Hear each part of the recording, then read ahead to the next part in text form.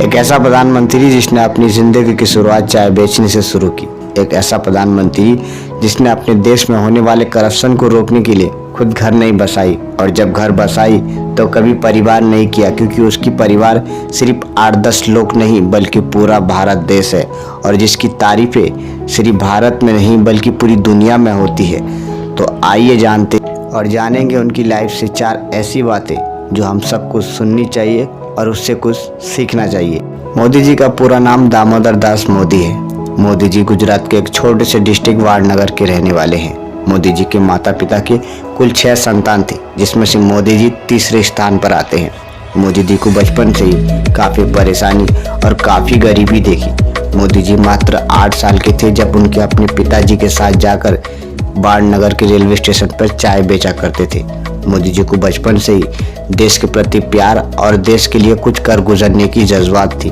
मोदी जी मात्र 10 साल के थे जब उन्होंने आरएसएस जैसी बड़ी संस्था पर साथ काम करना शुरू कर दिया, और मात्र 17 साल की उम्र में उनकी शादी करा दी गई जसोदा बहन के साथ। लेकिन वो अपनी शादी से बिल्कुल खुश नहीं थे, और उन्होंने कुछ दिन के बाद अपनी शादी को छोड़, अपनी बीवी को छोड़ अहमदाबाद चले गए अपने चाचा के यहाँ, और जाने के बाद वहाँ पे उन्होंने अपना कैंटीन संभाला। और 1971 में उन्होंने अपने अंकल की नौकरी छोड़ आरएसएस के प्रचारक बन गए।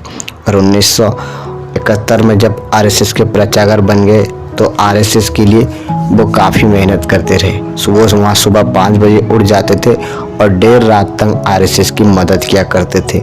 लेकिन 1975 में कुछ राजनीतिक प्रॉब्लम होने के कारण उस वक्त की प्राइम मिनिस्टर रहने वाली इंदिरा गांधी ने कई राज्यों में इमरजेंसी लगा दी और आरएसएस जैसे बड़ी संस्था को भी बंद करवा दिया। लेकिन मोदी जी ने हार नहीं मानी। मोदी जी चोरी छिपे आरएसएस की मदद करते थे। उसके बाद उन्होंने आरएसएस में अपना काफ़ी समय और काफ़ी साल आरएसएस को दिया और आरएसएस के लिए काम करते रहे। आरएसएस में अच्छे काम देखने के बाद मोदी जी को बीजेपी में शामिल कर लिया गया। लेकिन उनकी लाइफ में टर्निंग पॉइंट 1990 में आया, जब उन्होंने आडवाणी की अयोध्या यात्रा का भव्य आयोजन किया, जिसमें बीजेपी के कई बड़े लीडर्स मोदी जी से काफ़ी खुश हुए। मोदी जी के अच्छे काम देखने के कारण बीजेपी के कई बड़े लीडर्स ने मोदी जी को अपने पार्टी में शामिल कर लिया, और उसके बाद मोदी जी ने बीजेपी के लिए काफ़ी मेहनत की और फाइनली उनकी मेहनत भी रंग लाई।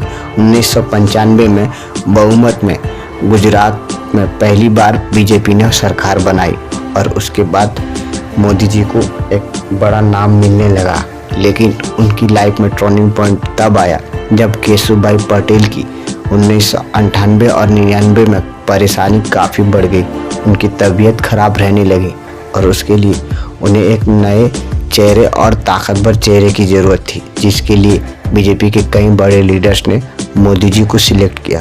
लेकिन फिर फाइनली साल 2001 में मोदी जी को पहली बार गुजरात का सीएम बना दिया गया, और उसके बाद उन्होंने गुजरात में काफ़ी मेहनत की। मोदी जी ने गुजरात को एक बेहतर शहर बनाया और गुजरात के लिए बहुत कुछ किया, और गुजरात में मोदी जी को लगातार 4 बार जीत हासिल हुई।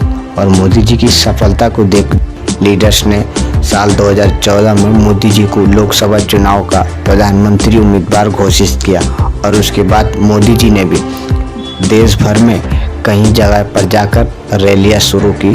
और उसके बाद साल 2014 में मोदी जी की सरकार बनी, और उसके बाद मोदी जी ने कई बड़ी सुविधा लेकर आए, जैसे क्लीन गंगा, डिजिटल इंडिया और स्वच्छ भारत जैसी बड़ी सुविधा लेकर आए। उसके बाद उनकी फिर से सरकार साल 2019 में बनी, और उसमें भी उन्होंने जीत हासिल की, और मोदी जी लगातार जीतते रहे। तो दोस्तों, मोदी जी ने जो देश के लिए किया वो शायद ही दूसरा कोई प्रधानमंत्री कर पाए। उम्मीद करता हूँ आपको ये वीडियो अच्छा लगा हो, तो प्लीज़ वीडियो को लाइक कर दें और चैनल को सब्सक्राइब करना ना भूलें।